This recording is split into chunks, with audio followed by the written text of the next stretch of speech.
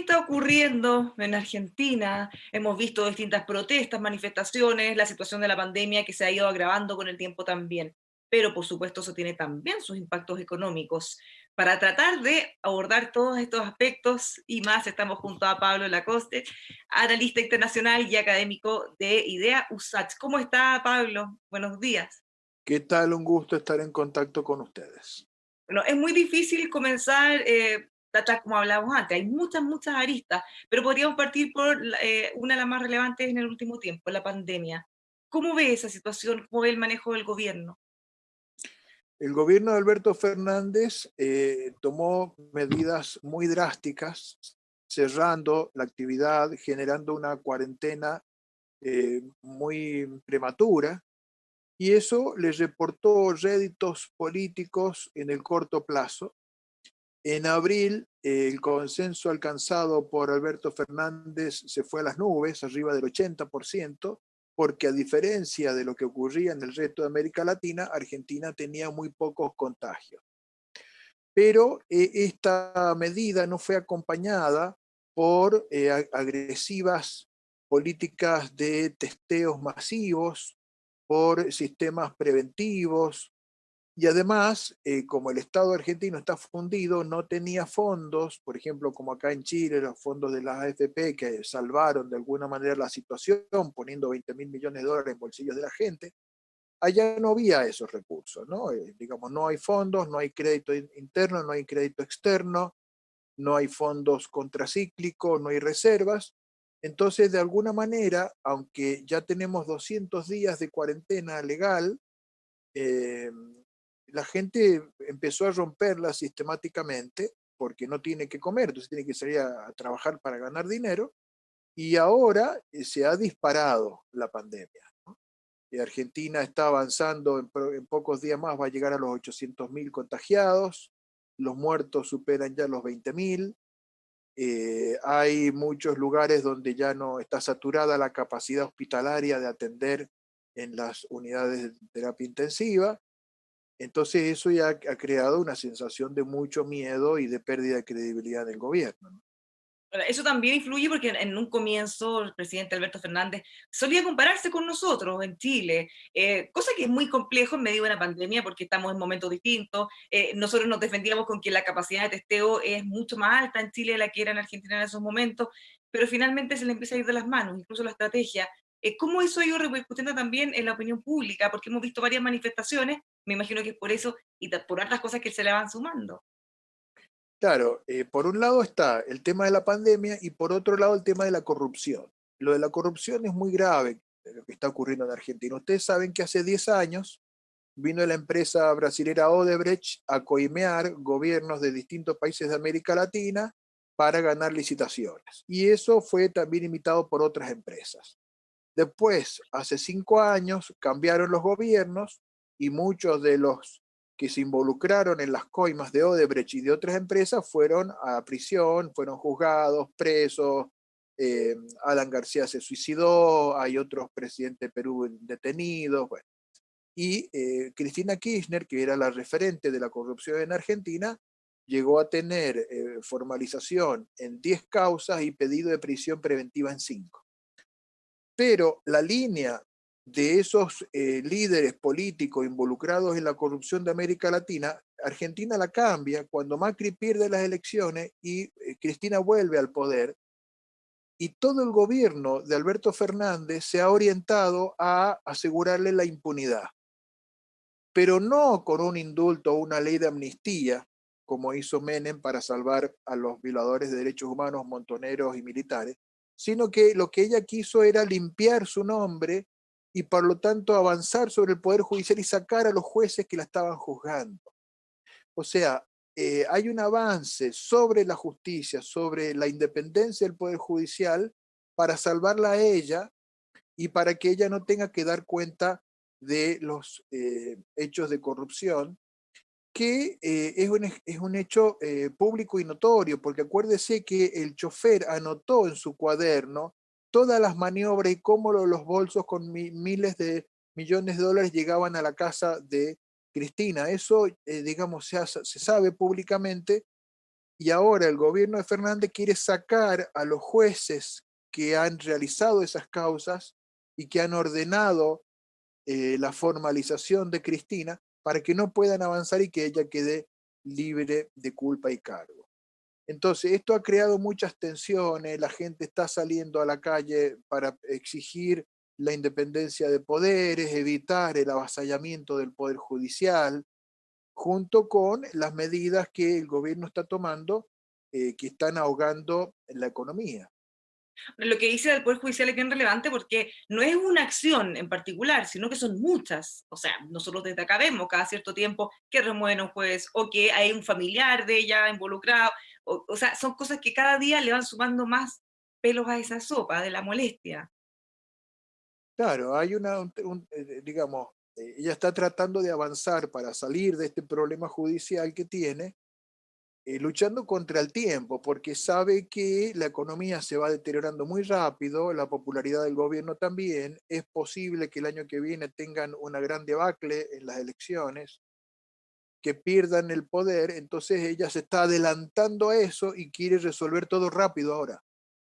Por eso su apuro, porque si no va a ir presa, ¿no? O sea, su fin va a ser lo de Alan García, o lo de Lula, o lo de, bueno, no sé, PPK, en fin, algunos Claro, otros, son muchos los que ya están pasando por esas situaciones. Ahora, como Rafael Correa en Ecuador, Correa también en Ecuador, claro. se hace más complejo. Ahora, respecto a los impactos económicos, hemos visto cómo se ha deteriorado también rápidamente la economía, hemos visto que muchas empresas extranjeras han anunciado o que se van o que quieren irse, Sí. lamentablemente no es tan fácil porque tienen que vender sus activos, hemos visto también que han aumentado las restricciones para el dólar, la compra de dólares por parte de la gente y al mismo tiempo ha aumentado fuertemente la pobreza. ¿Cómo se vive eso en Argentina? ¿Cómo se sobrelleva? Bueno, a ver, vamos a explicar brevemente. Cuando viene la pandemia, el Estado tiene que hacerse cargo de nuevas funciones y nuevos gastos. En Chile apeló a fondos contracíclicos, a los fondos de la AFP. En Argentina el Estado no tenía nada de eso. Y la única carta que le quedó por jugar fue emitir, la emisión de monedas sin respaldo. Eso es una bomba de tiempo que si no se neutraliza rápido puede generar una crisis de hiperinflación. Entonces, ¿cómo hace el gobierno para tratar de frenar la inflación? Bueno, con medidas políticas, por ejemplo, congelando tarifas de servicios públicos, sobre todo de energía, congelando alquileres, con leyes que prohíben desalojar a un inquilino que no paga el arriendo, y sobre todo usando el dólar como anclaje. Entonces el dólar está congelado a un precio la mitad del valor del dólar libre, digamos. Entonces, como toda la gente trata de comprar dólares, el gobierno dice, bueno, yo no vendo dólares. Primero solamente le vende $200 a cada ciudadano por mes y ahora va restringiendo más porque se ha quedado sin dólares. Quedan en reserva apenas 2.000 millones de dólares, con lo cual si se van vendiendo 100 millones de dólares por día, en 20 días se pueden ya quedar, digamos, en el fondo de la olla. Entonces, están poniendo restricciones, todo distintas maniobras para impedirlo y retrasando el valor del dólar oficial. ¿Y eso qué problema genera? Que todos los exportadores, por ejemplo, los que exportan soya, no quieren exportar porque si exportan, el gobierno le va a dar solamente 75 pesos por dólar, que es la mitad del valor del dólar real. Entonces demoran la exportación. Y los que tienen que importar aceleran la importación, porque saben que si mientras más demoran, después va a venir la devaluación y les va a costar mucho más dinero. Entonces todo esto hace que el gobierno se esté cada vez estrangulando más la actividad económica, desalienta las exportaciones y estimula las importaciones. Entonces, bueno, muy bien, se va todo acabando, ¿no? Y también le quería preguntar por el impacto, porque para nosotros, por ejemplo, el impacto del precio del dólar, claro, uno lo piensa más en la vida como los exportadores, los importadores, el comercio, pero en la vida cotidiana argentina es muy fuerte el dólar, prácticamente está dolarizada también la economía, entonces no es una cosa como banal que a la gente no le afecte en su vida cotidiana. Claro, porque hay una dolarización dado la fuerte tradición inflacionaria de Argentina, ¿no? En los últimos 70 años hemos tenido una inflación anual promedio cercana al 80%. Entonces, la gente no ahorra en pesos, ahorra en dólares. Las propiedades no se transan, no se compran ni se venden en pesos, sino en dólares. Entonces, el peso argentino perdió su capacidad de funcionar como reserva de valor. La reserva de valor es la moneda norteamericana. Y esto al gobierno le genera gravísimos problemas porque emite una moneda que nadie quiere. Entonces cada vez tiene menos poder real de actuar sobre la economía. Y eso tiene todos los impactos que hemos visto hasta ahora. Ahora, pensando también en las complejidades de cómo se reactiva, usted había dicho, claro, se trata de hacer por decreto, en el fondo, controlar la inflación, congelar precios. En algún momento también se congelaron despidos de las empresas, pero todo eso es una bola que va creciendo y en algún momento tiene que parar. Claro, es una bomba de tiempo. Y generalmente, si nosotros miramos los últimos 80 años, el peronismo creaba con estas políticas artificiales tensiones económicas que luego cuando explotaban, el peronismo no estaba en el gobierno. Pasó con Alfonsín en el 89, pasó con De la Rúa en el 2001, y ahora estamos ante un escenario absolutamente inédito en 80 años, que por primera vez parece que la crisis va a explotar teniendo el peronismo el control del gobierno y toda la responsabilidad, y teniendo que hacerse cargo de la consecuencia de todas estas medidas artificiales para retrasar la inflación, con el retraso cambiario, con estas medidas que postergan los problemas económicos. Y en ese sentido, ¿cómo está la oposición o cuál es el rol que está teniendo? ¿Qué pasa con Macri, por ejemplo, en este tiempo? Bueno, Macri creó una fuerza de oposición muy vigorosa que tiene el apoyo del 40%, lo tuvo el año pasado y se mantiene unida ahora, pero están surgiendo nuevos liderazgos. O sea, la figura de Macri también ha sufrido mucho deterioro por el fracaso económico de su gestión, pero está apareciendo un liderazgo muy potente, que es el jefe de gobierno de la ciudad de Buenos Aires, Rodríguez Larreta, y que ya lo están percibiendo como un futuro líder para la Argentina. Por eso el gobierno está lanzando ataques muy intensivos para deteriorar su figura pública. La semana pasada el gobierno decidió quitarle el 10% de su presupuesto.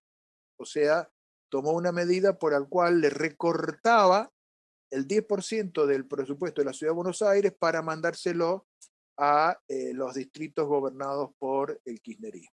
O sea, así de arbitraria la medida, Así de arbitrario. y la gente no reacciona frente a eso, o ya no les importa o están curados de Bueno, espanto. No, esto es lo que nos explica que hay un constante movimiento de salir a la calle con banderas argentinas expresando la disconformidad contra el gobierno. Esto explica la caída en las encuestas.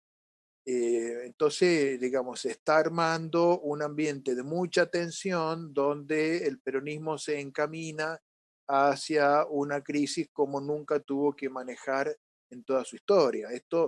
Pero bueno, vamos a ver, una vez aparece después otro hecho imprevisto que pueda revertir la situación. Si no aparece un hecho extraordinario, el peronismo se va a encontrar con una pérdida de confianza del pueblo muy, muy aguda en los próximos meses. ahora, el problema es que de alguna manera se repite con las elecciones anteriores. O sea, pese a quien gane la crisis, el problema va a estar y va a seguir profundizándose. ¿Cuántas expectativas también se pueden generar de un cambio, incluso si cambiara nuevamente el gobierno? Bueno, efectivamente, parte del problema que tuvo Macri fue heredar un déficit fiscal altísimo, una inflación muy alta, tarifas de servicios públicos muy atrasadas, entonces él tuvo que blanquear esas tarifas, actualizar el Eliminar costo. subsidios o bajarlos, por lo menos, cosas que son muy impopulares además. Claro, y eso generó mayor inflación, ¿no? Entonces, obviamente es muy difícil gobernar después de estas administraciones populistas que desarticulan todas las variables económicas. Pero el problema es que en la medida en que el populismo siga teniendo un consenso popular muy alto y siga siendo como una amenaza que puede volver al poder de un momento a otro, es imposible crear confianza para poner a la Argentina en marcha en un proceso de desarrollo económico normal, con inversión, con desarrollo tecnológico, con articulación con el mercado mundial.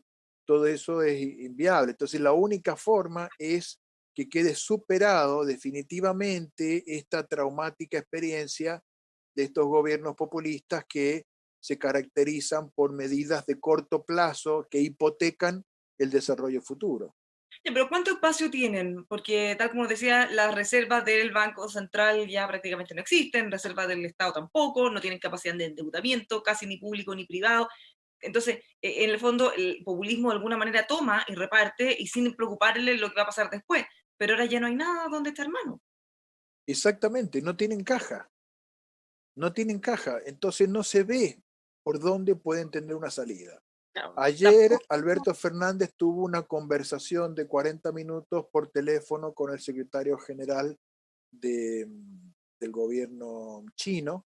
Están buscando por ahí un apoyo, lo cual es incierto, porque si bien China y Rusia apoyan, por ejemplo, a Venezuela, han empezado a tener problemas los chinos con Venezuela, porque Venezuela no les paga. No, Y, no y tiene un China, límite. claro, entonces, y China está furioso con Venezuela, porque no le está pagando la deuda y los créditos que China le dio.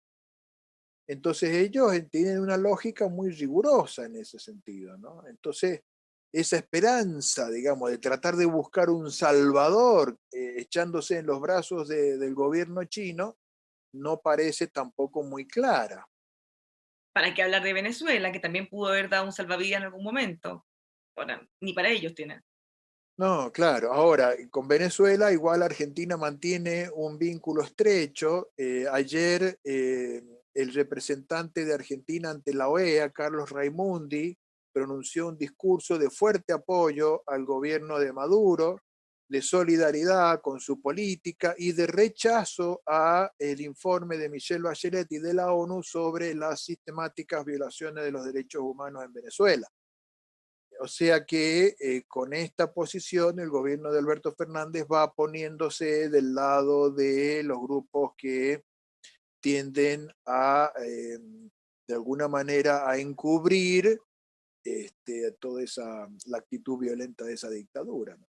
Y mientras pasa todo esto, ¿qué pasa con la figura de Cristina Fernández? Porque ya hablamos hace un rato de sus temas de procedimientos judiciales, pero ¿qué pasa con ella, con su figura, con la influencia que tiene o ya no tiene en el gobierno? ¿En qué está eso? Bueno, la imagen de Cristina se ha ido deteriorando, eh, ha caído más allá del piso que ella sostuvo durante muchos años, ha llegado a un 28%. O sea, si nosotros miramos dentro de Argentina, hay un 25% que la apoya a ella en forma incondicional. Y ahí están, por ejemplo, los 3 millones de jubilados que accedieron a jubilaciones sin haber hecho aporte después que las AFP fueron estatizadas. Ahí están los que reciben subsidios por desempleos de la época de la gran crisis del 2001, cuando había un 50% de desocupación, se dieron muchísimos subsidios. La Después esa clientelismo, crisis, básicamente. claro, después esa crisis pasó, pero esos sueldos se siguen pagando. El Estado argentino paga 19 millones de sueldos por mes entre empleados estatales, pensiones, jubilaciones, beneficios, asignaciones universales por hijo y todo eso son 19 millones. Entonces, ahí hay un grupo de gente que se benefició directamente de las medidas de ella, entonces la apoya en forma incondicional. Fuera de ese 25%, solo hay un 3% que apoya a Cristina. El resto no. Entonces, tiene una imagen negativa. Las encuestas están dando que hay un 63% de argentinos que consideran que Cristina debería jubilarse de la política. También tiene una imagen negativa Macri de un 50%. Entonces son dos líderes que parece que que tratan de mantenerse en el poder, pero tienen muchísimo rechazo.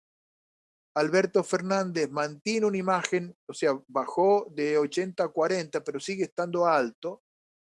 Pero claro, a medida que él tiene que ceder a la presión de Cristina, se va deteriorando. Claro, lo va a Eh, arrastrar con ella. claro, entonces, pues, Complejo, complejo escenario. Pablo, muchas gracias por haber dado esta mirada. Tratamos de abordar todas las aristas. Está muy complejo. Vamos a ver cómo evoluciona esta crisis. Muchas gracias. gracias a ustedes. Los dejamos invitados a que sigan junto a nosotros revisando nuestros contenidos en emol.com.